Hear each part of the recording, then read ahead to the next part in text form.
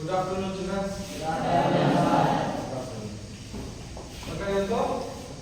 Olympics ಅಂದ್ರೆ ಆಧುನಿಕ Olympics ಮತ್ತು ಏಷ್ಯನ್ ಕ್ರೀಡೆಗಳ ಬಗ್ಗೆ ಇಂದಿನ ತರಗತಿಯಲ್ಲಿ ನಾನು ನಿಮಗೆ ಪಾಠವನ್ನ ಮಾಡಿದ್ದೆ ಅಲ್ವಾ? ಯಾವಾಗ ಮಾಡಿದ್ದೆ? ಒಲಿಂಪಿಕ್ಸ್ ನ ಇತಿಹಾಸದ ಬಗ್ಗೆ ತಿಳ್ಕೊಂಡ್ವಿ. ಯಾವಾಗ ಪ್ರಾರಂಭ ಆಯಿತು, ಯಾವಾಗ ಅಂತ್ಯ ಆಯಿತು, ಮತ್ತೆ ಹೊಸದಾಗಿ ಪ್ರಾರಂಭ ಆಯಿತು ಅದೆಲ್ಲ ತಿಳ್ಕೊಂಡ್ವಿ. ಹಾಗೂ ಪ್ರಾಚೀನ ಒಲಿಂಪಿಕ್ಸ್ ಮತ್ತು ಆಧುನಿಕ ಒಲಿಂಪಿಕ್ಸ್ ಬಗ್ಗೆನೂ ಸಹ ನಾವು ತಿಳ್ಕೊಂಡಿದ್ವಿ ಅಲ್ವಾ? ಹೇಳಿದ್ದೆಲ್ಲ ಆಧುನಿಕ ಒಲಿಂಪಿಕ್ಸ್ ಮತ್ತು ಇದರ ಬಗ್ಗೆ ಪ್ರಾಚೀನ ಒಲಿಂಪಿಕ್ಸ್ ಬಗ್ಗೆ ನಾನು ನಿಮಗೆ ತಿಳಿಸ್ಕೊಟ್ಟಿದ್ದೆ. ಅದರ ಇತಿಹಾಸಗಳ ಬಗ್ಗೆ. ಗ್ರೀಕ್ ದೇಶದಲ್ಲಿ ಎಷ್ಟರಲ್ಲಿ ಪ್ರಾಚೀನ ಒಲಿಂಪಿಕ್ಸ್ ಸ್ಟಾರ್ಟ್ ಆಯಿತು? ಬರತ್ತಾ? ಕ್ರಿಸ್ತಪೂರ್ವ 706ರಲ್ಲಿ ಪ್ರಾರಂಭವಾಯಿತು ಅಲ್ವಾ? ಇದು ಯಾವಾಗ ಇದಾಯಿತು? ಕ್ರಿಸ್ತಪೂರ್ವ ಶಕ ಅಂತ್ಯ ಆಯಿತು. ನಂತರ ಥಿಯೋಡಿಯಸ್ ನ ಈ ಕ್ರೀಡಾಕೂಟ ನಿಲ್ಲಿಸಿದರು. ನಂತರ ದಿನಗಳಲ್ಲಿ ಫ್ರಾನ್ಸ್ ನ ಯಾರು ಬ್ಯಾರನ್ ಡಿ ಕೊಬರ್ಟಿ ನಮ್ಮವರು ಪ್ರಾರಂಭ ಮಾಡ್ತಾರೆ. ಎಷ್ಟು ಪ್ರಾರಂಭ ಮಾಡ್ತಾರೆ? 1994ರ ಫ್ರಾನ್ಸಿನ ಸಾರಬಾನಿನಲ್ಲಿ ಸೇರಿದ ಅಂತಾರಾಷ್ಟ್ರೀಯ ಹವ್ಯಾಸಿ ಕ್ರೀಡಾ ಅಧಿವೇಶನದಲ್ಲಿ, ಅಂದ್ರೆ ಒಂದು ಸ್ಪೋರ್ಟ್ಸ್ ನ ಮೀಟಿಂಗ್ ಅಂತ ಏನ್ ಮಾಡಿರ್ತಾರೆ, ಆ ಮೀಟಿಂಗ್ ಅಲ್ಲಿ ಚರ್ಚೆ ಮಾಡಿ ಅವರು ಕೈಗೊಳ್ತಾರೆ. ಆದರೆ ಇದು ಮೊದಲ ಬಾರಿಗೆ ಎಷ್ಟಾಗೋದು?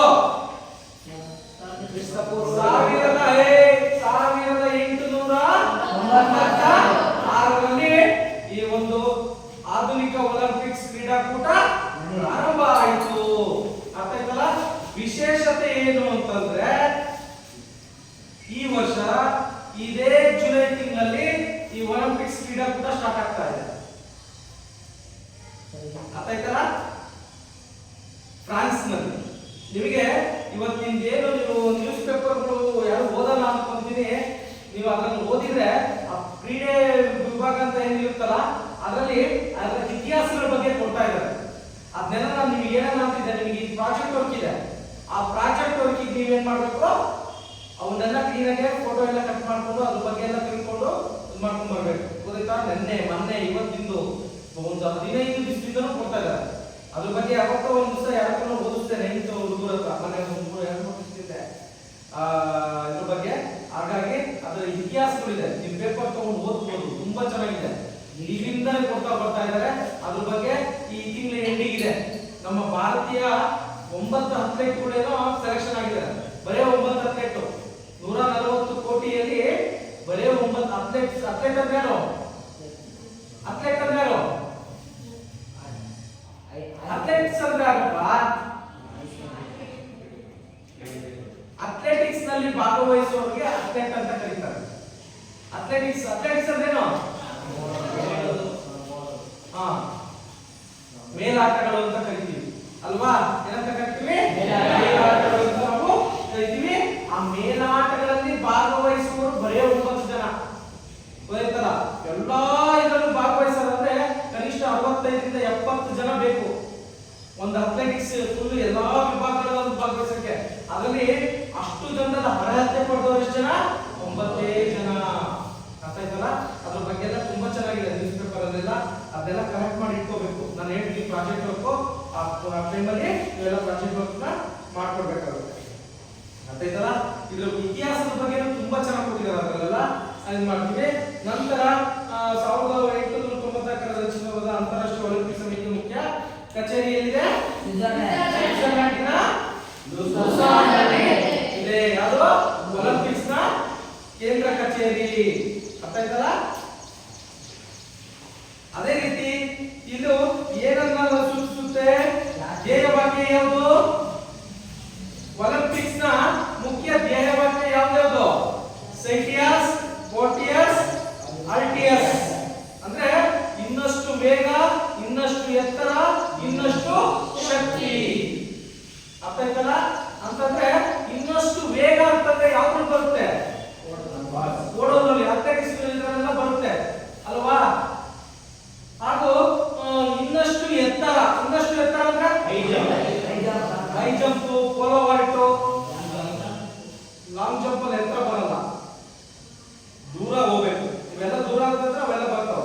ಶಾರ್ಟ್ ಪುಟ್ ಡಿಸ್ಕಸ್ ಇವೆಲ್ಲ ಯಾವ್ದ್ರಲ್ಲಿ ಬರುತ್ತೆ, ಇನ್ನೂ ಶಕ್ತಿ ಅಂತ ಇದೆಯಲ್ಲ ಅದ್ರಲ್ಲಿ ಬರುತ್ತೆ. ಅಂದ್ರೆ 40s RTS ನಲ್ಲಿ ಬರುತ್ತೆ. ಅಂದ್ರೆ ಏನು ದೂರ ಎಸೆಯೋದು. ಅಂದ್ರೆ ಇದರಲ್ಲಿ ದಾಖಲೆಗಳು ಅನ್ನೋದೇ ಇರಲ್ಲ. ಯಾಕೆ ಅಂತಂದ್ರೆ ಆ ದಾಖಲೆಗಳನ್ನ ಮತ್ತೆ ಮತ್ತೆ ನುಡಿತಾ ಇರ್ತಾರೆ. ಬಹಳ ಅದ್ಭುತವಾದಂತಹ ಒಂದು ಕ್ರೀಡಾಕೂಟ ಇದು. ಈ 16 ದಿನಗಳ ಕಾಲ ನಡೆಯುವಂತ ವಿಶೇಷವಾಗಿ ನಡೆಯುವಂತ ಒಂದು ಕ್ರೀಡಾಕೂಟ ಇದು. ಇದೊಂದು ನಿಮಗೆ ಹೇಳ್ತೀನಿ ಯಾವತ್ತು ಅಂದ್ಬಿಟ್ಟು, ಅವತ್ತು ನೀವು ಯಾವ ಟಿವಿ ಹಾಕಿ ನ್ಯೂಸ್ ಚಾನಲ್ಸ್ ಅದ್ರ ಬಗ್ಗೆನೇ ತೋರಿಸ್ತಾ ಇರ್ತಾರೆ. ಅಂದ್ರೆ ಅಷ್ಟು ಸಾವಿರಾರು ಕೋಟಿ ಲಕ್ಷ ಕೋಟಿ ಖರ್ಚು ಮಾಡಿರ್ತಾರೆ. ಅರ್ಥ ಆಯ್ತಾ? ಲಕ್ಷ ಕೋಟಿ ಇದನ್ನ ಖರ್ಚು ಮಾಡಿ ಈ ಒಂದು ಕ್ರೀಡಾಕೂಟಗಳನ್ನ ಆಯೋಜಿಸ್ತಾರೆ. ನಮ್ಮ ಭಾರತಕ್ಕೆ ಇವತ್ತವರೆಗೂ ಇಂತಹ ಒಂದು ಕ್ರೀಡಾಕೂಟ ಮಾಡಿಕೊಡುವಂತಹ ಒಂದು ಸೌಭಾಗ್ಯ ಸಿಕ್ಕಿಲ್ಲ. ಅಂದ್ರೆ ಮಾಡ್ಕೊಡಕ್ ಆಗೋದಿಲ್ಲ. ನಮ್ಮ ಭಾರತದಲ್ಲಿ ಎಷ್ಟು ಎಂತ ದೊಡ್ಡ ಟೆಕ್ನಾಲಜಿ ಎಲ್ಲದರಲ್ಲೂ ಮುಂದುವರೆದ್ರು, ಅಂತ ದೊಡ್ಡ ಕ್ರೀಡಾಕೂಟಗಳನ್ನ ಮಾಡಿಕೊಡುವಂತ ಒಂದು ವ್ಯವಸ್ಥೆಯನ್ನ ನಮ್ಮ ಭಾರತ ಇನ್ನೂ ಹೊಂದಿಲ್ಲ. ಹಾಗಾಗಿ ಇಲ್ಲಿಗೆ ಕೊಡ್ತಾ ಇಲ್ಲ. ಅಂತಂದ್ರೆ ಇನ್ನು ಎಷ್ಟು ದೊಡ್ಡ ಕ್ರೀಡಾಕೂಟ ಇರ್ಬೋದು ಲೆಕ್ಕ ಹಾಕಿ ಅಂತ ಗೊತ್ತಾಯ್ತಲ್ಲ. ಎಷ್ಟು ವರ್ಷಗಳಿಗೊಮ್ಮೆ ನಡೆಯುತ್ತೆ? ಎಷ್ಟು ವರ್ಷಗಳಿಗೊಮ್ಮೆ ನಡೆಯುತ್ತೆ? ಹಿಂದಿನ ತರಗತಿಯಲ್ಲಿ ಹೇಳಿದ್ದೆ ನಿಮಗೆ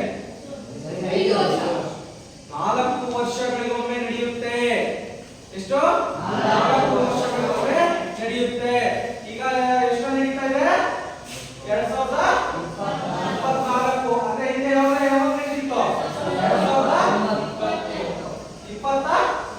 2020 ನಡೆಯಿತು.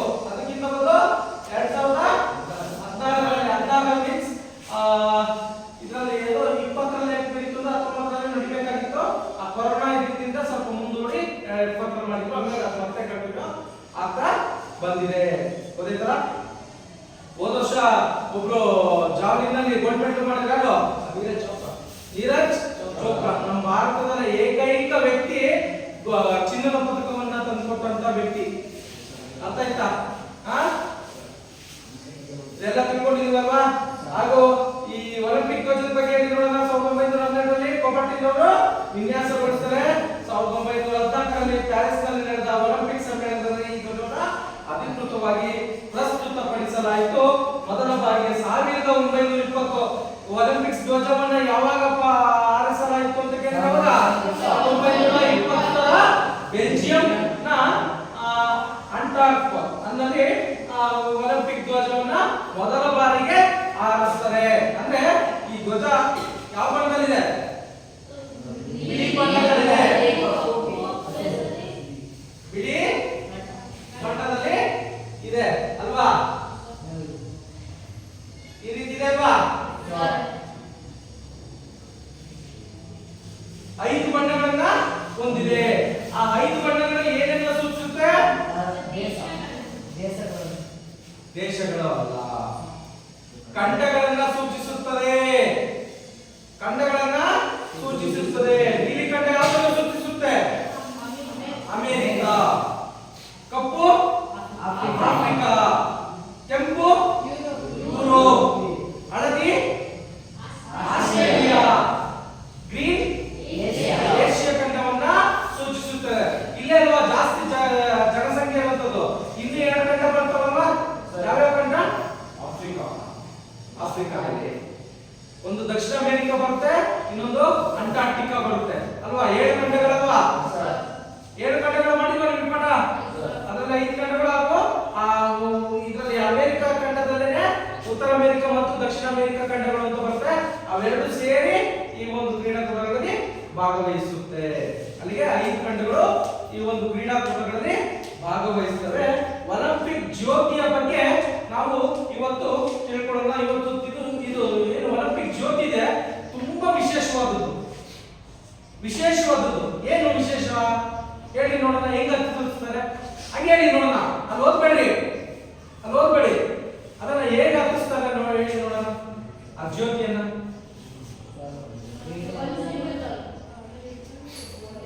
ಅದನ್ನ ಇಟ್ಕೊಂಡು ಓಡ್ತಾರೆ. ಅದು ಬೆಂಕಿ ಹಚ್ಚದ ಹೆಂಗೆ?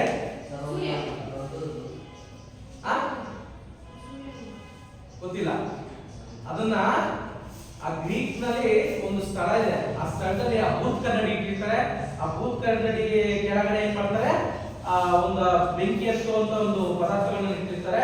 ಆ ಸೂರ್ಯನ ಕಿರಣ ಬಿದ್ದು ಅದ ಭೂತ್ ಕನ್ನಡಿಯ ಮೂಲಕ ಏನಾಗುತ್ತೆ? ಅದರ ಬೆಳಕು ಏಕೀಕರಣ ಅಂತಾರ, ಅಂದ್ರೆ ಒಟ್ಟಾಗಿ ಬೀಳಿದಾಗ ಪುತ್ತನಡಿ ಸುಡೋದನ ಆ ರೀತಿ ಸುಡುತ್ತಲ್ವಾ, ಆ ರೀತಿಯ ಬೆಂಕಿಯನ್ನು ಹತ್ತಿಸಿ ಹಚ್ತಾರೆ. ನಾವು ಗ್ಯಾಸ್ ಲೈಟರ್ ಹಚ್ಚೋದು, ಬೆಂಕಿ ಕಡ್ಡಿ ಹಚ್ಚಿ ಮಾಡೋದಿಲ್ಲ. ಅರ್ಥಾಯ್ತಾ? ಅದ್ರ ಬಗ್ಗೆ ತಿಳ್ಕೊಳ್ಳೋದು.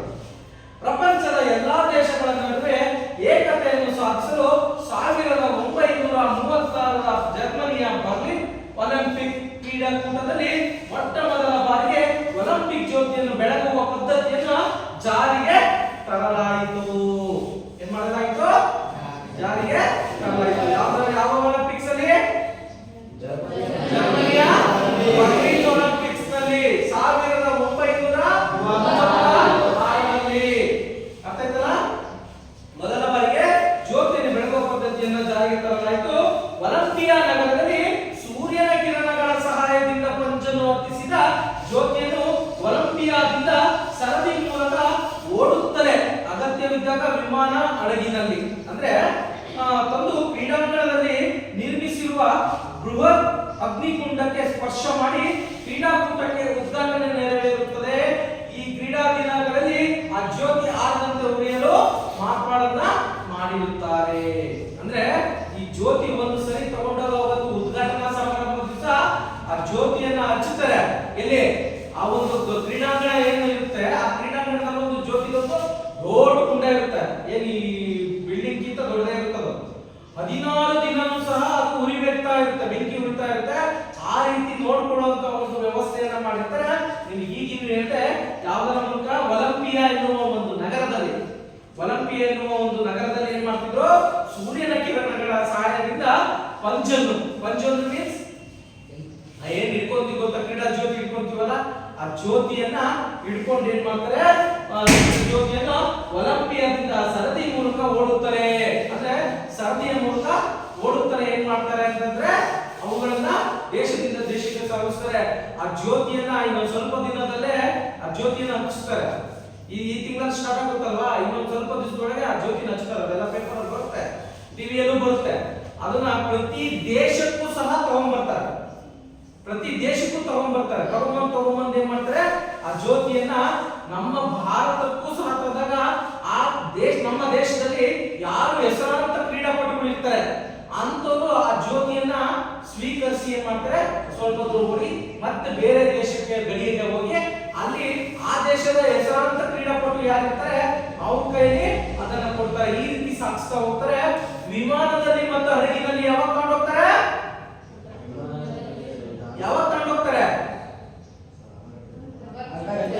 ಅಗತ್ಯವಿದ್ದಾಗ. ಎಲ್ಲಿಗೆ ಅಗತ್ಯವಿರುತ್ತೆ? ಈಗ ಅಮೆರಿಕ ಖಂಡ, ಅಲ್ಲಿ ಸುತ್ತಲೂ ಸಮುದ್ರ ಇದೆ, ಖಂಡದ ಸುತ್ತಲೂ ಸಮುದ್ರ ಇದೆ. ಆಸ್ಟ್ರೇಲಿಯಾ, ಅಲ್ಲೂ ಸುತ್ತಲೂ ಏನಾಗಿದೆ? ಸಮುದ್ರ ಇದೆ. ಹಾಗಾಗಿ ಏನಲ್ಲಿ ಹೋಗ್ಬೇಕಲ್ಲಿ? ಹಡಗಲ್ಲಿ ಹೋಗ್ಬೇಕು, ಇಲ್ಲ ವಿಮಾನದಲ್ಲಿ ಹೋಗ್ಬೇಕು. ಏನ್ ಈಚ್ಕೊಂಡು ಹೋಗ್ತಾ ಆಗೋದಿಲ್ಲ ಅಲ್ವಾ? ಹಾಗಾಗಿ ಅಗತ್ಯವಿದ್ದಾಗ ಆ ಜ್ಯೋತಿಯನ್ನ ಈ ವಿಮಾನ ಅಥವಾ ಹಡಗಿನಲ್ಲಿ ಏನ್ ಮಾಡ್ತಾರೆ? ಸಾಗಿಸ್ತಾರೆ. ತಂದು ಕ್ರೀಡಾಂಗಣದಲ್ಲಿ ನಿರ್ಮಿಸಿರುವ ಬೃಹತ್ ಅಗ್ನಿಕುಂಡಕ್ಕೆ, ಅರ್ಥ ಆಯ್ತನಪ್ಪ? ಬೃಹತ್ ಆದಂತಹ ಅಗ್ನಿಕುಂಡಕ್ಕೆ ಏನ್ ಮಾಡ್ತಾರೆ? ಸ್ಪರ್ಶ ಮಾಡಿ ಕ್ರೀಡಾಕೂಟದ ಉದ್ಘಾಟನೆ ನೆರವೇರುತ್ತದೆ. ಕ್ರೀಡಾ ದಿನಗಳಲ್ಲಿ ಆ ಜ್ಯೋತಿ ಆರದಂತೆ ಉರಿಯಲು ಮಾರ್ಪಾಡು ಮಾಡಿರುತ್ತಾರೆ. ಏನ್ ಮಾಡಿರ್ತಾರೆ? ಮಾರ್ಪಾಡನ್ನು ಸಹ ಅವರು ಮಾಡಿರ್ತಾರೆ. ಅಂದ್ರೆ 6 ದಿನದಂಗೆ ಅದು ಮಳೆ ಬಂದ್ರು 6 ದಿನದಂಗೆ ಅದಕ್ಕೆಲ್ಲ ಏನ್ ಬೇಕಾದ್ರೆಲ್ಲ ವ್ಯವಸ್ಥೆ ಮಾಡಿ ಒಟ್ಟು 16 ದಿನ ಉರಿಯೋ ರೀತಿ ಮಾಡ್ತಾರೆ. ದೇವಸ್ಥಾನಗಳಲ್ಲಿ, ಜಾತ್ರೆಗಳಲ್ಲಿ, ಹಬ್ಬಗಳಲ್ಲಿ ನೀವು ಮನೆಗಳಲ್ಲಿ ಜ್ಯೋತಿ ಆರಬಾರ್ದು ಅಂತಂದ್ಬಿಟ್ಟೆಲ್ಲ ಎಣ್ಣೆಯಾಗ ಹಾಕಿ ಕರೆಕ್ಟ್ ನೋಡ್ಕೊಂತಿರ್ತೀರಲ್ಲ, ಆ ರೀತಿ ಅಲ್ಲೂ 14 ದಿನಗಳ ಕಾಲ ಮಾಡ್ತಾ ಇರ್ತಾರೆ. ಗ್ರೀಕ್ನ ಕವಿಯಾದ ಕಾಸ್ಟಿಸ್ ಪಲಿಮಾಸ್ ಬರೆದ ಗೀತೆಗೆ ಸ್ಪೈರಾಸ್ ಸಮರಾಸ್ ರವರು ಸಂಗೀತ ಸಂಯೋಜನೆ ಮಾಡಿ ನುಡಿಸಲಾಯಿತು. ಈ ಗೀತೆಯನ್ನು ವೀಕ್ಷಿಸಲು ಬಂದವರೆಲ್ಲರೂ ಬಹಳ ಮೆಚ್ಚುಗೆ ವ್ಯಕ್ತಪಡಿಸಿದ ಪರಿಣಾಮವಾಗಿ ಇಂದು ಒಲಿಂಪಿಕ್ಸ್ ಕ್ರೀಡೆಗಳ ಅಧಿಕೃತ ಗೀತೆಯಾಗಿದೆ. ಅಂದ್ರೆ ನಮಗೆ ನಮ್ಮ ರಾಷ್ಟ್ರಗೀತೆ ಯಾವುದು? ಜನಗಣಮನ ಗೊತ್ತು ಅಲ್ವಾ? ಹಾಗೆ ತನ್ನ ಎಲ್ಲಾ ದೇಶಗಳಿಗೂ ಅದರದೇ ಆದಂತಹ ರಾಷ್ಟ್ರಗೀತೆ ಇರುತ್ತೆ. ಅದೇ ರೀತಿ ಈ ಕ್ರೀಡಾಕೂಟಕ್ಕೂ ಸಹ ತನ್ನದೇ ಆದಂತಹ ಒಂದು ಏನಿದೆ? ಗೀತೆಯನ್ನ ಹೊಂದಿದೆ.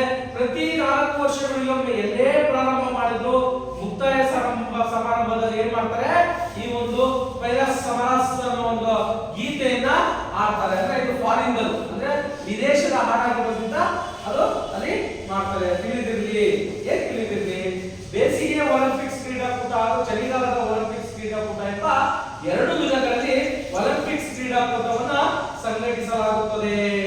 ಆಯ್ತಾ? ಅಂದ್ರೆ ಏನು ನೋಡಿ, ಈಗ ಜುಲೈ ತಿಂಗಳಿಂದ ಸ್ಟಾರ್ಟ್ ಆಗುತ್ತೆ, ಆಗಸ್ಟ್ನಲ್ಲಿ ಮುಗಿತದೋ, ಮುಗಿದಲ್ಲಿಂದ ಕರೆಕ್ಟ್ 1 ತಿಂಗಳಿಗೆ ಅಂಗವಿಕಲರ ಕ್ರೀಡಾಕೂಟ ಅಂತ ನಡೀತದೆ. ಅದೇ ಒಲಿಂಪಿಕ್ ಗೇಮ್ಸ್. ಅದೇ ಒಲಿಂಪಿಕ್ ಗೇಮ್ಸ್ ನಲ್ಲೇ ಅಂಗವಿಕಲರ ಕ್ರೀಡಾಕೂಟ, ಅದನ್ನ ಏನಂತ ಕರೀತಾರೆ, ಚಳಿಗಾಲದ ಒಲಿಂಪಿಕ್ಸ್ ಕ್ರೀಡಾಕೂಟ ಅಂತ ಕರೀತಾರೆ. ಒಲಿಂಪಿಕ್ಸ್ ನಲ್ಲಿ ಗಿರೀಶ್ ಅಂತ ಅಂದ್ಬಿಟ್ಟು ನಮ್ಮ ಹಾಸನ ಜಿಲ್ಲೆಯವರು, ಕಾಲಿಲ್ಲ, ಹ್ಯಾಂಡಿಕ್ಯಾಪ್ಟ್, ಹೈ ಜಂಪ್ ಅಲ್ಲಿ ಬೆಳ್ಳಿ ಪದಕನ ಚಿನ್ನದ ಪದಕ ಬಂದು ಅವರು ಗೆದ್ದಿದ್ರು ಒಲಿಂಪಿಕ್ಸ್ ನಲ್ಲಿ. ಗೊತ್ತಾಯ್ತನಪ್ಪ? ಆ ರೀತಿ ಒಂದು ಕ್ರೀಡಾಕೂಟಗಳು ಇರುತ್ತೆ. ಈಗ ಏನ್ ನಡೆಯುತ್ತೆ, ಇವಾಗ ಎಲ್ಲ ಅಂಗಾಂಗಗಳು ಚೆನ್ನಾಗಿರುವಂತ, ಫಿಸಿಕಲಿ ಫಿಟ್ನೆಸ್ ಇರುವಂತ ಕ್ರೀಡಾಪಟುಗಳಿಗೆ ಮಾಡುವಂತದ್ದು ಬೇಸಿಗೆಯ ಒಲಿಂಪಿಕ್ಸ್ ಕ್ರೀಡಾಕೂಟ. ಅದೇ ಚಳಿಗಾಲದ ಒಲಿಂಪಿಕ್ಸ್ ಕ್ರೀಡಾಕೂಟ ಹ್ಯಾಂಡಿಕ್ಯಾಪ್ಗಳು ಅಂದ್ರೆ ಅಂಗನ್ಯೂನತೆ ಇರುವಂತಹ ಕ್ರೀಡಾಪಟುಗಳಿಗೆ ಮಾಡುವಂತಹ ಒಂದು ಕ್ರೀಡಾಕೂಟ ಆಗುತ್ತೆ. ಬೇಸಿಗೆ ಒಲಿಂಪಿಕ್ ಕ್ರೀಡಾಕೂಟ ಮುಗಿದ ನಂತರ ಅದೇ ಸ್ಥಳದಲ್ಲಿ ವಿಕಲಚೇತನ ಒಲಿಂಪಿಕ್ಸ್ ಕ್ರೀಡಾಕೂಟವು, ಈಗ ವಿಕಲಚೇತನ ಅಂತ ಹ್ಯಾಂಡಿಕ್ಯಾಪ್ ಅಲ್ಲೇ ನಡೆಯುತ್ತೆ. ಅದನ್ನ ಚಳಿಗಾಲದ ಒಲಿಂಪಿಕ್ಸ್ ಅಂತ ನಾವು ಕರಿತೀವಿ. ಅರ್ಥಕ್ಕಲ್ಲ? ನಿಮಗೆ ಇನ್ನ ಹೆಚ್ಚಿನದಾಗಿ ಮಾಹಿತಿ ಬೇಕು ಅಂದ್ರೆ ನಿಮಗೆ ನಾನು ವಿಡಿಯೋ ಕ್ಲಾಸ್ ಹಾಕಿ ಈ ಜ್ಯೋತಿ ಹೇಗೆ ಹತ್ತಿಸ್ತಾರೆ, ಆಮೇಲೆ ಆ ಜ್ಯೋತಿಯನ್ನ ಹೇಗೆ ತಂದು ಉದ್ಘಾಟನಾ ಸಮಾರಂಭದಲ್ಲಿ ಹಚ್ಚುತ್ತಾರೆ ಅನ್ನೋದನ್ನ ನಿಮಗೆ ನಾನು ತೋರಿಸ್ತೀನಿ. ಅರ್ಥ ಆಯ್ತಲ್ಲ? ಒಲಿಂಪಿಕ್ಸ್ ನಲ್ಲಿ ಯಾವ ರೀತಿ ಆಟ ಆಡ್ತಾರೆ, ಒಲಿಂಪಿಕ್ ಗೇಮ್ಸ್ ಗಳಲ್ಲಿ ಎಲ್ಲ ಅನ್ನೋದ್ರ ಬಗ್ಗೆ ನಾವು ತೋರಿಸ್ತೀವಿ. ನಮ್ಮ ಭಾರತದ ಹಲವಾರು ಜನ, ಅಂದ್ರೆ ಬಹಳ ಕಮ್ಮಿ ಮಟ್ಟದಲ್ಲಿ ಈ ಒಂದು ಕ್ರೀಡಾಕೂಟಗಳಲ್ಲಿ ಸಾಧನೆ ಮಾಡ್ತಾ ಇದ್ದಾರೆ. ಬಹಳ ಕಮ್ಮಿ. ಯಾಕಂದ್ರೆ 130 ಕೋಟಿ ಇರುವಂತ ದೇಶದಲ್ಲಿ ಪದಕಗಳ ಸಂಖ್ಯೆ ಕೇವಲ 6, 7, 8 ಅಷ್ಟೇ ಪದಕಗಳು ಬರ್ತಾ ಇದೆ. ಅಂದ್ರೆ ಕ್ರೀಡೆಯಲ್ಲಿ ತುಂಬಾನೇ ನಮ್ಮ ದೇಶ ಹಿಂದೆ ಉಳಿದಿದೆ. ಆದ್ರೆ ಇದು ಮೇಲ್ ಬರ್ತಾ ಇದೆ ಇತ್ತೀಚಿನ ದಿನಗಳಲ್ಲಿ. ಅರ್ಥ ಆಯ್ತಲ್ಲ? ಆಗಸ್ಟ್ 29 ಏನಂತ ಆಚರಿಸ್ತೀವಿ?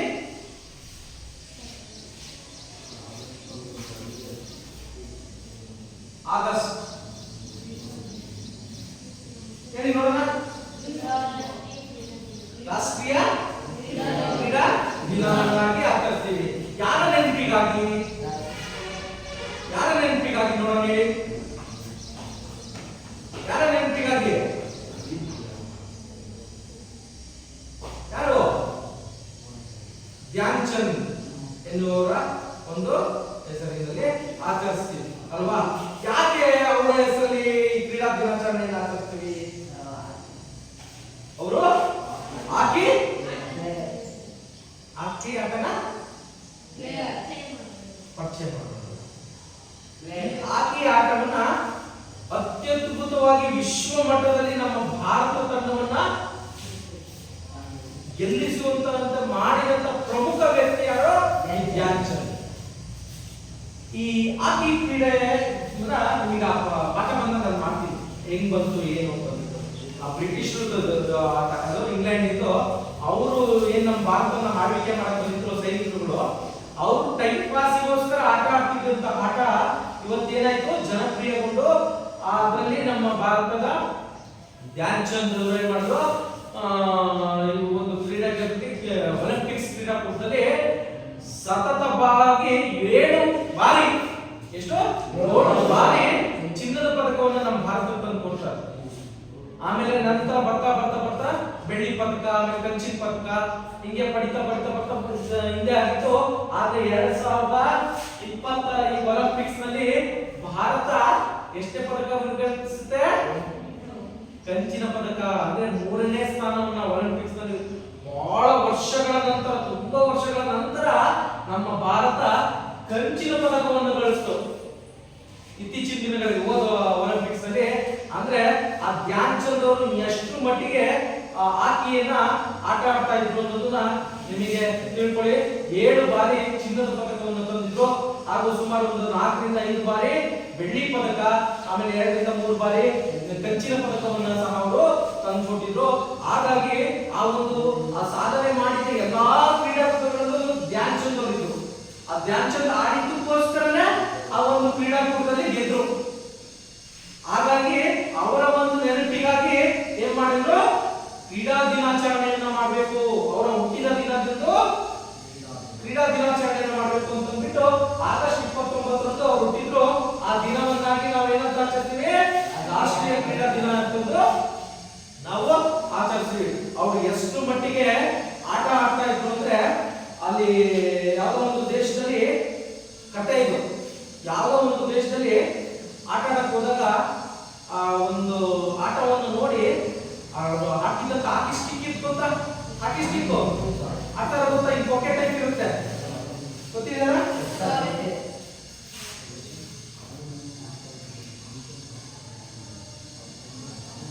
ಹಿಂಗಿರುತ್ತೆ ಅಲ್ವಾ? ಈ ಹಾಕಿ ಸ್ಟಿಕ್ ಅಲ್ಲಿ ಏನೋ ಇದೆ, ಮ್ಯಾಗ್ನೆಟ್ ಇಟ್ಟಿದ್ದಾರೆ, ಅದಕ್ಕೆ ಬಾಲನ್ನ ಬೇಗ ಆಕರ್ಷಿಸುತ್ತೆ. ಅಷ್ಟು ಕಂಟ್ರೋಲ್ ಇಟ್ಕೊಂಡು ಬಾಲನ್ನ ಆಡ್ಕೊಂಡು ಹೋಗಿ ಗೋಲ್ ಹೊಡಿತಿದ್ರು. ಹಾಗಾಗಿ ಈ ಮೋಸ ಮಾಡ್ತಾ ಇದ್ದಾರೆ, ಭಾರತೀಯರು ಮೋಸ ಮಾಡ್ತಾ ಇದ್ದಾರೆ, ಧ್ಯಾನ್ ಚಂದ್ ಮೋಸ ಮಾಡ್ತಿದ್ದಾರೆ ಅಂತಂದ್ರು. ಆ ಹಾಕಿ ಇದನ್ನೇನು ಹಾಕಿ ಸ್ಟಿಕ್ ಇತ್ತು, ಆ ಹಾಕಿ ಸ್ಟಿಕ್ ಅನ್ನ ಪುಡಿ ಮಾಡಿ ನೋಡ್ತಾರೆ, ಅದರಲ್ಲಿ ಏನು ಇರಲಿಲ್ಲ. ನಂತರ ಬೇರೆ ಒಂದಷ್ಟು ಹಾಕಿ ಸ್ಟಿಕ್ ಅನ್ನ ಕೊಡ್ತಾರೆ, ಅದ್ರಲ್ಲೂ ಸಹ ಅದೇ ರೀತಿಯ ಆಟವನ್ನು ಆಡ್ತಾರೆ. ಹಾಗಾಗಿ ಅದ್ಭುತವಾಗಿ ಆ ಒಂದು ಕ್ರೀಡೆಯನ್ನ ಆಡುವಂತ ವ್ಯಕ್ತಿಯಾಗಿರ್ತಾರೆ. ಯಾರು, ಜರ್ಮನಿಯ ಹಿಟ್ಲರ್ ಅಂತ ಗೊತ್ತಾ? ಹಿಟ್ಲರ್ ಗೊತ್ತಿಲ್ಲ? 2ನೇ ಮಹಾಯುದ್ಧ ಪ್ರಾರಂಭ ಆಗೋದಕ್ಕೆ ಮೇನ್ ವ್ಯಕ್ತಿ ಗೊತ್ತಾ? ಹಿಟ್ಲರ್ ಅಂದ್ರೆ ಒಬ್ಬ ಅಸಾಮಾನ್ಯ ವ್ಯಕ್ತಿ, ಸಾವಿರಾರು ಜನ, ಲಕ್ಷಾಂತರ ಜನ ಕೊಂದ ವ್ಯಕ್ತಿ, ಶಿಸ್ತಿನಿಂದ ಹಿಟ್ಲರ್ ಅಂತ ಕೇಳಿ ತೋರಿಸ್ತಾರೆ. ಆ ಹಿಟ್ಲರ್ ಸಮೇತ ಇವನಿಗೆ ತಲೆಬಾಗಿ ನೀನ್ ನಮ್ಮ ದೇಶಕ್ಕೆ ಬಂದ್ಬಿಡು, ನಮ್ಮ ದೇಶದಲ್ಲಿ ನಿನಗೆ ಒಂದು ಸೈನಿಕರಲ್ಲಿ ಉನ್ನತ ಒಂದು ಸ್ಥಾನವನ್ನು ಕೊಡ್ತೀನಿ ಅಂತ ಕರೀತಾನೆ. ಆದ್ರೆ ಆತ ಏನ್ ಮಾಡ್ತಾನೆ, ನಮ್ಮ ಧ್ಯಾನ್ ಚಂದ್ ಹೋಗೋದಿಲ್ಲ. ನಾನು ಏನೇ ಮಾಡಿದ್ರು ಅದು ನಮ್ಮ ಭಾರತಕ್ಕಾಗಿ ಹೆಸರು ಮಾಡ್ಬೇಕು, ನಮ್ಮ ಭಾರತಕ್ಕೆ ಹೆಸರು ತರಬೇಕು ಅಂತ ಬಿಟ್ಟು ಅವ್ನು ಹೋಗಿ ಆ ಒಂದು ದೇಶಕ್ಕೆ ಹೋಗಿ ಸೇರ್ಕೊಳ್ಳಲ್ಲ. ಆ ಹಿಟ್ಲರ್ ತಾನು ತಲೆ ಬಗ್ಗಿಸಬಾರ್ದು ಅಂತ ಒಂದೇ ಉದ್ದೇಶಕ್ಕೋಸ್ಕರ 2ನೇ ಮಹಾಯುದ್ಧ ನಡೀತು. ಗೊತ್ತಿದ್ದಾರಪ್ಪ, 2ನೇ ಮಹಾಯುದ್ಧ ನಡೀತು.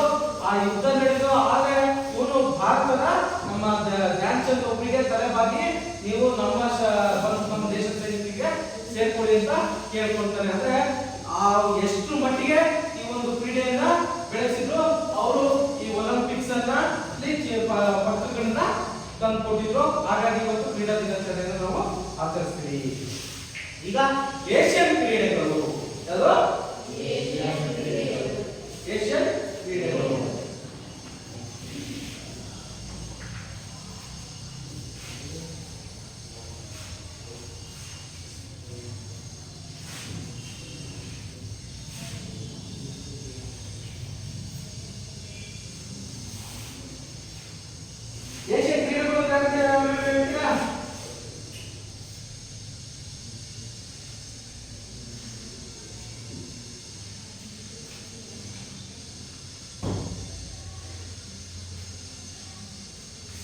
ಏಷ್ಯನ್ ಕ್ರೀಡೆ ಅಂದ್ರೇನು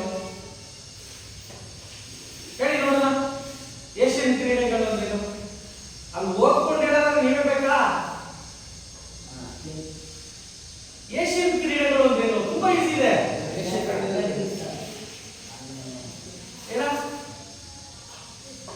ಹೇಳಪ್ಪ, ನೀ ಹೇಗೆ ಗೊತ್ತಿದೆ ಹೇಳು. ಅಲ್ಲಿ ನೋಡ್ಕೊಂಡು ಹೇಳ್ಬಾರ್ದು. ಏಷ್ಯನ್ ಕ್ರೀಡೆಗಳು ಅಂದ್ರೇನು?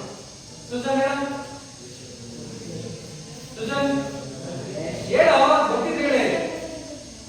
ಏಷ್ಯಾ ಖಂಡದಲ್ಲಿ ನಡೆಯುವ ಕ್ರೀಡೆಗಳು. ಏಷ್ಯಾ ಖಂಡದಲ್ಲಿ ನಡೆಯುವಂತ ಕ್ರೀಡೆಗಳ ಅಲ್ಲ.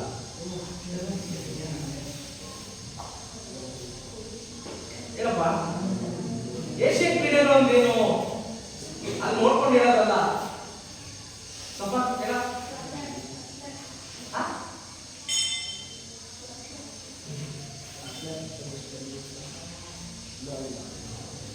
ಹೇಳು.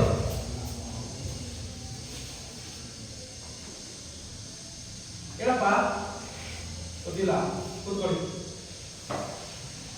ಏಷ್ಯನ್ ಕ್ರೀಡೆಗಳು ಅಂದ್ರೆ ಏಷ್ಯಾ ಖಂಡ ಏನಿದೆಯಲ್ಲ, ಏಷ್ಯಾ ಖಂಡ ಏನಿದೆ ಗೊತ್ತಾ, ಆ ಖಂಡದಲ್ಲಿ ಬರುವಂತಹ ರಾಷ್ಟ್ರಗಳು ಭಾಗವಹಿಸುವಂತಹ ಕ್ರೀಡಾಕೂಟ.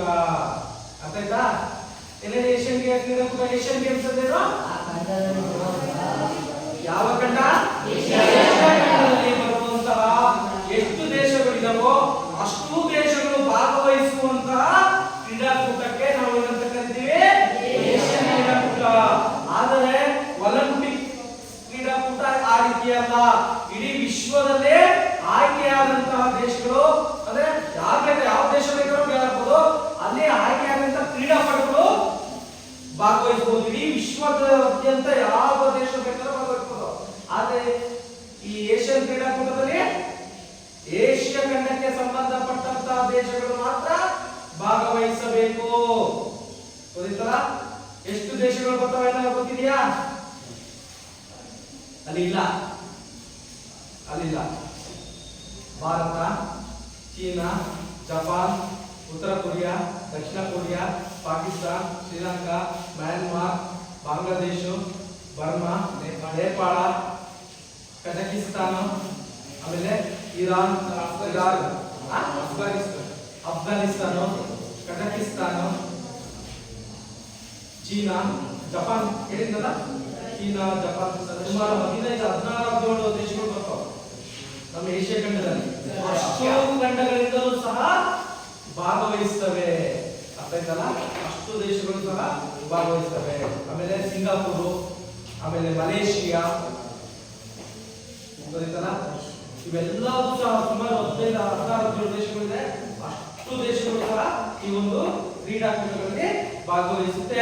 ನಮಗೆ ನಮ್ಮ ಭಾರತೀಯರಿಗೆ ಯಾವ್ದ್ರಲ್ಲಿ ಒಲಿಂಪಿಕ್ಸ್ ಗೇಮ್ಸ್ ಅಲ್ಲಿ ಭಾಗವಹಿಸುವ ಒಂದು ಹೆಮ್ಮೆ ನಮ್ಮ ದೇಶಕ್ಕೆ ಇರ್ತಲ್ಲ, ಇಡೀ ಪ್ರಪಂಚದ ಯಾವುದೇ ದೇಶಕ್ಕೆ, ಯಾವುದೇ ಒಬ್ಬ ಕ್ರೀಡಾಪಟುವಿಗೆ ಅವನು ಈ ಒಂದು ಕ್ರೀಡಾಕೂಟಗಳಲ್ಲಿ ಭಾಗವಹಿಸುವುದು ಅಂದ್ರೆ ಒಂದು ದೊಡ್ಡ ಸಾಧನೆಯ ವಿಚಾರ.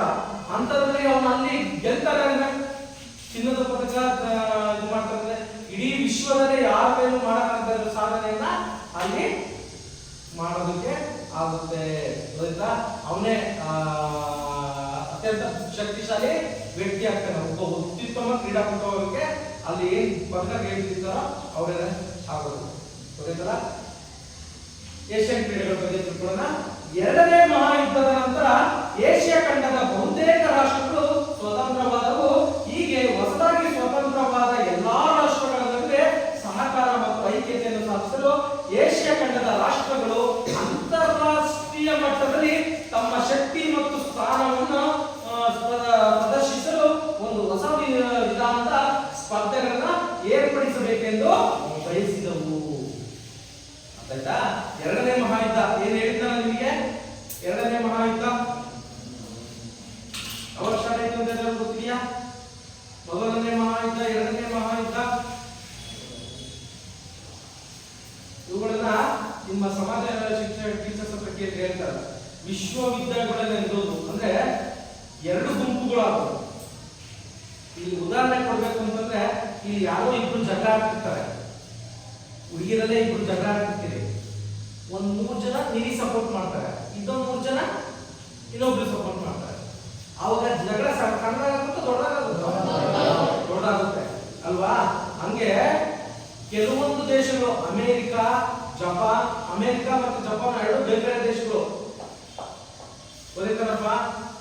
ಎರಡು ಬೇರೆ ಬೇರೆ ದೇಶಗಳು. ಅದು ತುಂಬಾ ಇತಿಹಾಸ ದೊಡ್ಡದಿದೆ. ಅದು ಎಷ್ಟೋ ವಿಶ್ವವಿದ್ಯಾಲಯಗಳು, ಎಷ್ಟೆಷ್ಟೋ ದೇಶಗಳು ದೇಶಕ್ಕೆ ನಾಶ ಆಗೋದು. ಅವಾಗ ಯುದ್ಧ ಕಾಲದಲ್ಲಿ ಲಕ್ಷಾಂತರ ಜನ ಸೈನಿಕರು ಸತ್ತೋದ್ರು. ಅದ್ರ ಬಗ್ಗೆ ನೀವು ಇದು ಕೇಳಿ ಹೇಳ್ತಾರೆ, ನಿಮ್ಮ ಸೋಷಿಯಲ್ ಟೀಚರ್ ಇರಲ್ಲ ನೇತ್ರ ಮೇಡಮ್ ಕೇಳಿ, ನಿಮಗೆ ತುಂಬಾ ಚೆನ್ನಾಗಿ ಹೇಳ್ತಾರೆ ಅದ್ರ ಬಗ್ಗೆ. ರಾಷ್ಟ್ರಗಳು ಸ್ವತಂತ್ರವಾದ ಏಷ್ಯಾ ಖಂಡದ ಬಹುತೇಕ ರಾಷ್ಟ್ರಗಳು ಏನಾಗ್ತವೆ ಸ್ವತಂತ್ರ. ಅದರಲ್ಲೂ ನಮ್ಮ ಭಾರತನೂ ಒಂದು, ಪಾಕಿಸ್ತಾನನೂ ಒಂದು, ಬಾಂಗ್ಲಾದೇಶನೂ ಒಂದು. ಅಂದ್ರೆ ಆ ಬ್ರಿಟಿಷ್ ಆಳ್ವಿಕೆಯಿಂದ ಸ್ವತಂತ್ರವಾಗ್ತವೆ. ಹೀಗೆ ಹೊಸದಾಗಿ ಸ್ವತಂತ್ರವಾದ ಎಲ್ಲಾ ರಾಷ್ಟ್ರಗಳು ನಡುವೆ ಸಹಕಾರ ಮತ್ತು ಐಕ್ಯತೆಯನ್ನು ಸಾಧಿಸಲು ಏಷ್ಯಾ ಖಂಡದ ರಾಷ್ಟ್ರಗಳು ಏನ್ ಮಾಡ್ತವೆ? ಅಂತಾರಾಷ್ಟ್ರೀಯ ಮಟ್ಟದ ಅಲ್ಲಿ ತಮ್ಮ ಶಕ್ತಿ ಮತ್ತು ಸ್ಥಾನವನ್ನು ಪ್ರದರ್ಶಿಸಲು ಒಂದು ಹೊಸ ವಿಧಾನವನ್ನ ಕಂಡಿಡ್ಕೊಂತಾರೆ. ಅದು ಯಾವುದು? ಕ್ರೀಡೆ. ಅಂತ ಒಂದು ಹೊಸ ವಿಧಾನವನ್ನ ಮಾಡ್ಕೊತಾರೆ.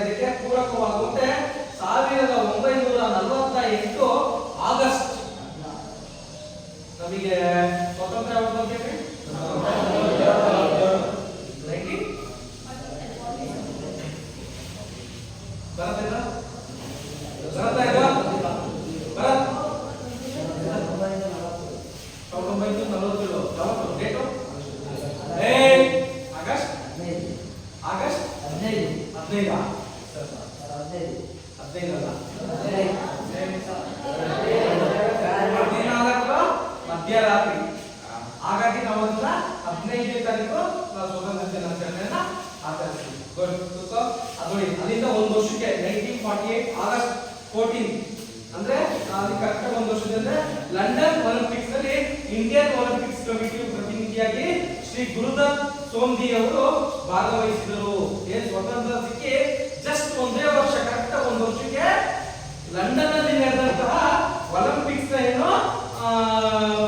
ಒಲಿಂಪಿಕ್ಸ್ ನಲ್ಲಿ ಇಂಡಿಯನ್ ಒಲಿಂಪಿಕ್ ಕಮಿಟಿಯ ಪ್ರತಿನಿಧಿಯಾಗಿ ಇವರು ಯಾರು ಸೋಂದಿ ಅವರು ಯಾರೋ ಶ್ರೀ ಗುರುದತ್ ಸೋಂದಿ ಅವರು ಭಾಗವಹಿಸಿದ್ದಾರೆ. ಇದು ತುಂಬಾ ಇಂಪಾರ್ಟೆಂಟ್ ವಿಷಯ.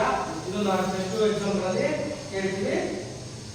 ಇಲ್ಲಿ ಏಷ್ಯಾ ಖಂಡದಿಂದ ಭಾಗವಹಿಸಿದ ಎಲ್ಲಾ ರಾಷ್ಟ್ರಗಳ ಕ್ರೀಡಾ ಪ್ರತಿನಿಧಿಗಳೊಂದಿಗೆ ಚರ್ಚಿಸಿ ಏಷ್ಯಾ ಕ್ರೀಡೆಗಳ ನಡುವೆ ಪರಸ್ಪರ ಸಹಕಾರದ ಭಾವನೆ ಬೆಳೆಸುವ ದೃಷ್ಟಿಯಿಂದ ಏಷ್ಯನ್ ಗೇಮ್ಸ್ ನಡೆಸುವ ಸಲಹೆಯನ್ನ ನೀಡಿದರು. ಇವರು ಏನು ಹೋಗಿರ್ತಾರಲ್ಲ 1948 ಆಗಸ್ಟ್ 14ನೇ ತಾರೀಕು ಲಂಡನ್ ನಲ್ಲಿ ನಡೆಯುವಂತ ಒಲಿಂಪಿಕ್ಸ್ ನಮ್ಮ ಭಾರತದಿಂದ ಪ್ರತಿನಿಧಿಯಾಗಿ ಹೋಗಿರ್ತಾರೆ.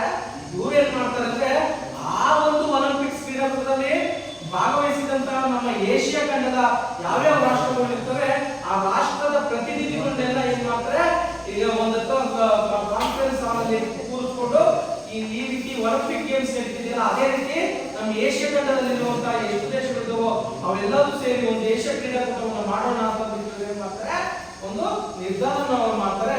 ಅದಕ್ಕೆ ಎಲ್ಲಾ ದೇಶಗಳು ಏನ್ ಮಾಡ್ತವೆ ಸಮರ್ಥಿಸ್ತವೆ ಅಂದ್ರೆ ಒಪ್ಪಿಗೆಯನ್ನ ಕೊಡ್ತವೆ. ಸಹಕಾರ ಭಾವನೆ ಬೆಳೆಸುವ ದೃಷ್ಟಿಯಿಂದ ಏಷ್ಯನ್ ಗೇಮ್ಸ್ ನಡೆಸುವ ಸಲಹೆಯನ್ನು ನೀಡಿದರು. ಈ ಸಲಹೆಗೆ ಏಷ್ಯನ್ ಅಥ್ಲೆಟಿಕ್ಸ್ ಫೆಡರೇಷನ್ ಒಪ್ಪಿಗೆ ನೀಡಿತು. ಏಷ್ಯನ್ ಅಥ್ಲೆಟಿಕ್ಸ್ ಫೆಡರೇಷನ್ ಅನ್ನೋದು ಒಂದು ಸಂಘಟನೆ ಇದಕ್ಕೆ ಕೊಡುತ್ತೆ. ಫೆಡರೇಷನ್ ಆಗಿ ಬದಲಿಸಿಕೊಂಡು ಫೆಡರೇಷನ್ ನೀಡಿತು. ನಂತರ 1949 ಅಂದ್ರೆ ಅಲ್ಲಿಂದ ಒಂದು ವರ್ಷಕ್ಕೆ ಏಷ್ಯನ್ ಅಥ್ಲೆಟಿಕ್ಸ್ ಫೆಡರೇಷನ್ ತನ್ನ ಹೆಸರನ್ನು ಏಷ್ಯನ್ ಗೇಮ್ಸ್ ಫೆಡರೇಷನ್ ಆಗಿ ಬದಲಿಸಿಕೊಂಡಿತು. ಅಂದ್ರೆ ಏಷ್ಯನ್ ಅಥ್ಲೆಟಿಕ್ಸ್ ಫೆಡರೇಷನ್ ಇತ್ತು, ಅದರ ಬದಲಾಗಿ ಏನ್ ಮಾಡ್ತಾರೆ ಒಂದು ವರ್ಷಕ್ಕೆ 1949 ನಲ್ಲಿ ಏಷ್ಯನ್ ಗೇಮ್ಸ್ ಫೆಡರೇಷನ್ ಅಂತ ಅಂದ್ಬಿಟ್ಟು ಹೆಸರನ್ನು ಬದಲಾಯಿಸಿಕೊಟ್ಟೆ. ಈ ಸಂಸ್ಥೆ ಒಂದು ಸ್ವತಂತ್ರ ಸಂಸ್ಥೆಯಾಗಿದ್ದು ಏಷ್ಯನ್ ಗೇಮ್ಸ್ ನ ಎಲ್ಲಾ ಜವಾಬ್ದಾರಿಗಳನ್ನು ನಿರ್ವಹಿಸುತ್ತದೆ. ಅಂದ್ರೆ ಏಷ್ಯನ್ ಗೇಮ್ಸ್ ನಲ್ಲಿ ಏನ್ ಭಾಗವಹಿಸುತ್ತೋ ಅದು ಎಲ್ಲಾ ಜವಾಬ್ದಾರಿಗಳನ್ನ ಇದು ವಹಿಸಿಕೊಂಡು ಮಾಡುತ್ತೆ ಈ ಒಂದು ಕಮಿಟಿ. ಈ ಸಮಿತಿಯು ಸಭೆ ಸೇರಿ ಮೊಟ್ಟ ಮೊದಲ ಬಾರಿಗೆ ಏಷ್ಯನ್ ಕ್ರೀಡಾಕೂಟವನ್ನು 1951ರಲ್ಲಿ ಭಾರತದ ರಾಜಧಾನಿಯಾದ ದೆಹಲಿಯಲ್ಲಿ ನಡೆಸಬೇಕೆಂದು ತೀರ್ಮಾನಿಸಲಾಯಿತು. ಈ ಏನು ಕಮಿಟಿ ಇತ್ತು ಈ ಕಮಿಟಿ ಏನ್ ಮಾಡುತ್ತೆ 1951ರಲ್ಲಿ ದೆಹಲಿಯಲ್ಲಿ ಈ ಒಂದು ಕ್ರೀಡಾಕೂಟನ ಮೊದಲ ಬಾರಿಗೆ ಕ್ರೀಡಾಕೂಟವನ್ನು ನಡೆಸಬೇಕು ಅಂತ ಅಂದ್ಬಿಟ್ಟು ಚರ್ಚೆಯಲ್ಲಿ ನಿರ್ಣಯ ಕೈಗೊಳ್ತಾರೆ.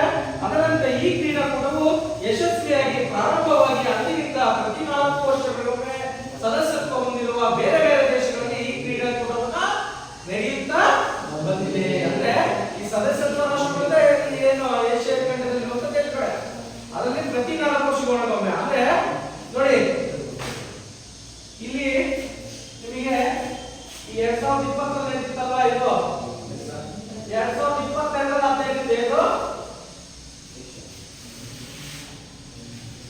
ಏಷ್ಯನ್ ಗೇಮ್ಸ್, ಇಲ್ಲಿ ಒಲಿಂಪಿಕ್ ಗೇಮ್ಸ್ ಇಲ್ಲ ಆಯ್ತಲ್ವಾ. ನೆಕ್ಸ್ಟ್ ಯಾವಾಗ ನಡೀತಾ 2026ರಲ್ಲಿ ನಡೆಯುತ್ತೆ. ಅಂದ್ರೆ ಆಧಾರ್ 2 ವರ್ಷಕ್ಕೆ ಒಲಿಂಪಿಕ್ ಗೇಮ್ಸ್ ನಡೀತೆ. ಒಲಿಂಪಿಕ್ ಗೇಮ್ಸ್ ಆಗಿದೆ 2 ವರ್ಷಕ್ಕೆ ಈಗ ನಡೆಯುತ್ತೆ. ಅದೇ ತರ ಈ ಒಂದು ಕ್ರೀಡಾಕೂಟದ ಬಗ್ಗೆ ನಾವು ಹೆಚ್ಚಿನದಾಗಿ ತಿಳ್ಕೊಳ್ಳೋಣ ಮುಂದಿನ ತರಗತಿಗಳಲ್ಲಿ. ಇಲ್ಲಿಗೆ ಈ ಒಂದು ಪಾಠ ಮುಗಿಯುತ್ತೆ. ಅರ್ಥ ಆಯ್ತಲ್ಲ? ಅದು ಈ ಪಾಠದ ಬಗ್ಗೆ ನಿಮ್ಗೆ ಏನಾದರೂ ಸಂದೇಹಗಳಿದ್ರೆ ಪ್ರಶ್ನೆಗಳಿದ್ರೆ ಕೇಳಬಹುದು. ಏನಾದ್ರು ಇದೆಯಾ? ಏನಿಲ್ವಾ? ಹೆಂಗಾದ್ರೆ ಎಲ್ಲರಿಗೂ ಅರ್ಥ ಆಗಿದೆ ಅಂತ ನಾನು ಭಾವಿಸ್ತೀನಿ. ಅರ್ಥ ಆಗಿದೆಯಾ?